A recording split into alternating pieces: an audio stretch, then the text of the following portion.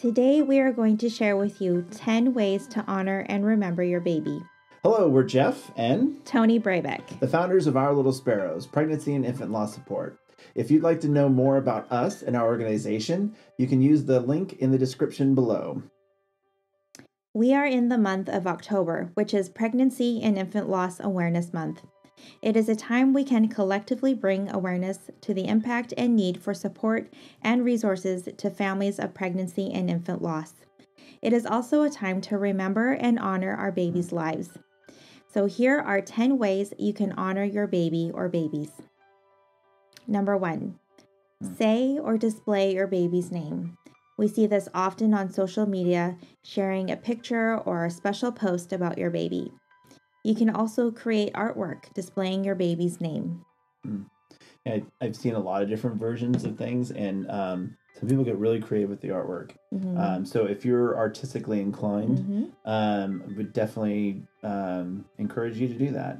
Artwork is great. Yes. Number 2, choose a comforting meal to share with your family or friends.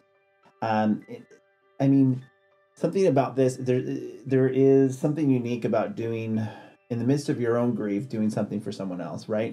So I think of servanthood. I think of serving others, finding needs, and it's a dual purpose. At the end of the day, if you love cooking and you have a special meal, it's gonna meet you where you're at, and it's gonna make others feel welcome.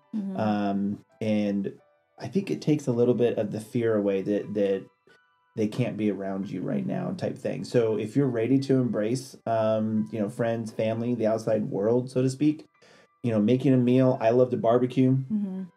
Other people like to bake. Other people like to do different things. So definitely encourage you to, lean on your strengths, what you're good at. And if cooking is one of them or baking is one of them, people love food. Yeah. And even if you're not, I think even just ordering a meal in, or just, that's true. I think being with family and friends that are supportive is something that can be really helpful and bring healing. And it's a way to remember and honor your baby together with others. So favorite meal, favorite restaurant. I mean, they're whether you make it or someone else, you order it, it is the same thing. Yeah. It's providing for others. It's putting yourself out there for others. So very cool. Number 3, make a cup of tea and light a candle. There's something comforting about holding a warm cup of tea and lighting a candle, and taking time to do that during the day or whenever you have a moment, and just kind of pause, slow down a bit, and just remember the life of your baby and the impact that your baby has had, and just take a moment and just kind of slow down a bit. Number 4, write a letter to your baby. And that could be in so many different formats, right? It could be a blog post. It could be a personal letter. It could be a letter of remembrance. It could be anything. But there's something about putting your thoughts and what you're feeling, what's in your heart, on paper or typing it on a computer or whatever. It's just there's something cathartic about getting those things out of your head and out of your heart and written down. So I think it's a great idea. Number 5, have a ladybug or butterfly release. I think this is really special. Some people like to do a balloon release. I think it's really unique to have something where you can release like a ladybug or butterfly, something back into nature. It's a really beautiful thing, and can be really special. So just depending on the time of the year and what is available in your area, you could definitely look into something like that, or something, even if it's just for you and your immediate family, or if you want to invite a larger group of people to join you, it can be really special. Number 6, plant a flower or a tree. There's a lot of different variations of this as well. I think some people will just do a single item in their garden. I know some people will plant a tree in the wild. There's also people that do memory gardens in their own backyard or their front yard, either way.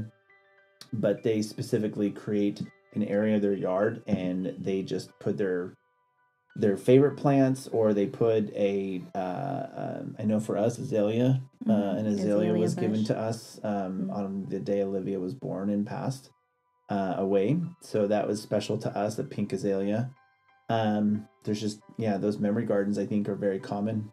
It's very neat to have something in your backyard to, when you're having a good day or a bad day, it gives you something to go out and visit the garden and just think about that time in your life.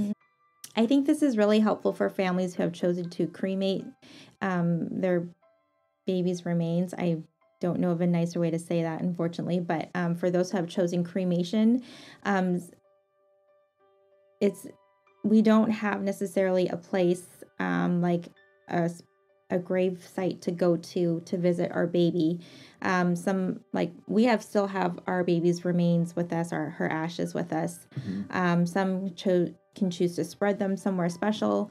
But sometimes I feel like a need to have a place to go to just to kind of sit and be. And sometimes I do wish that sometimes that we did do a gravesite, because then I could actually have a designated place to go. So for those that have chosen cremation, doing something like a small memorial garden in your backyard or someplace, special to you that you're able to do that, is a nice way is a nice place to have, especially if you don't have like a gravesite. Number 7, paper seeded hearts.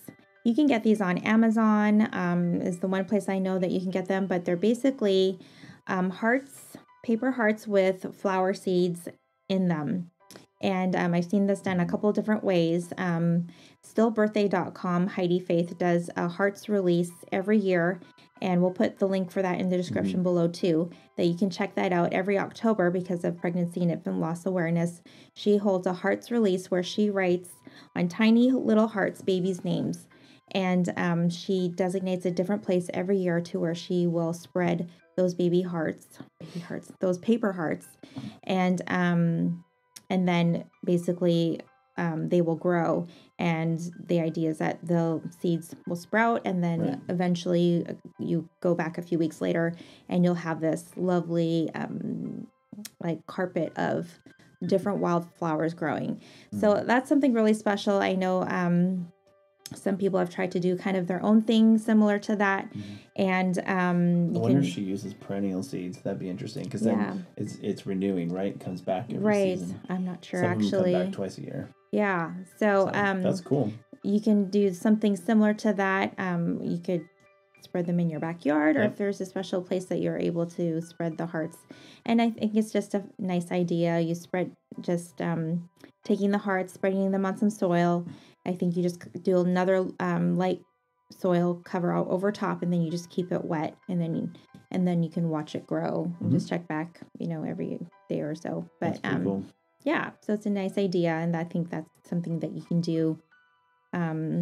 Obviously, weather permitting, depending on the season, you can do anytime. So. Number 8, you can volunteer or donate to an organization special to you, or one that specifically supports pregnancy and infant loss. There's a lot of different opportunities out there. It seems like every month someone's starting a new foundation or a new nonprofit. So if you have a local nonprofit, I think that's ideal. If there's a national nonprofit that you find, I know Instagram and Facebook for us and what we've been up to, it feels like they have the majority of community for pregnancy and infant loss sources. So there's a lot of them out there, and there's not any one that we would specifically pick out and say do that one. But if I was going to say anything, I would say if there's a local pregnancy and infant loss in your city or in your area in general, that they would be the ones that I would recommend supporting first. Number 9, get away. Take a day trip or a weekend away to a special place.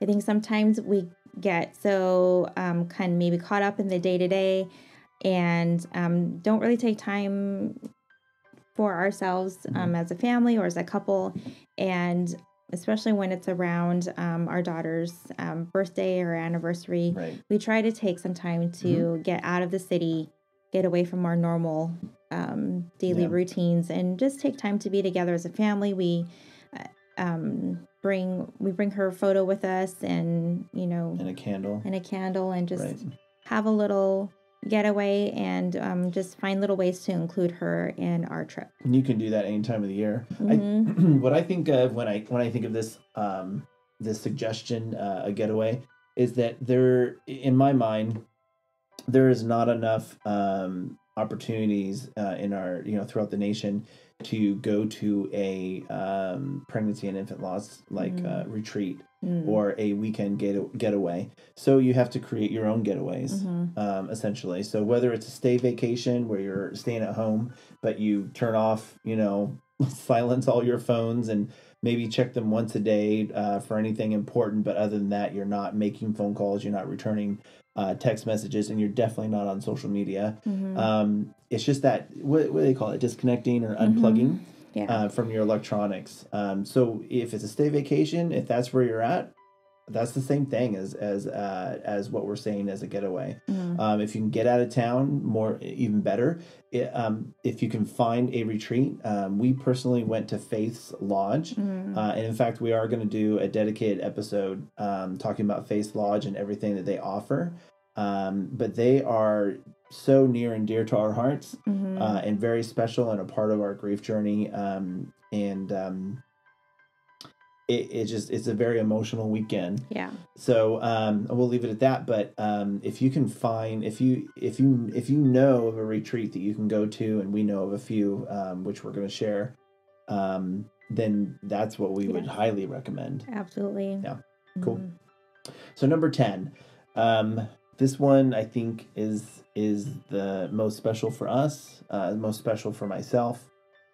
We get to remember Olivia on a daily basis with this. We recommend creating a special spot or a special niche or a special place specific in your home to your baby. So for us, for Olivia, we have trinkets, sparrows. One little sparrow says hope on it.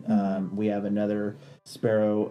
It's like it's a candle holder, and where the candle goes in is wrapped metal to make it look like a nest. We have a big picture of her. We have her ashes. We also have a wooden heart there. And we have a lot of little things. And we also have the one dried rose, pink rose, from a relative, my brother's mother-in-law, that they put out at their church on the Sunday that Olivia passed away. So it's a very special spot that we always walk by it. It's in the front room. It's on our way out the front door. It's on our way through the kitchen. It's on our way out of the kitchen, heading to our bedrooms. It's there. And it's Olivia, and she's alive, in those memories.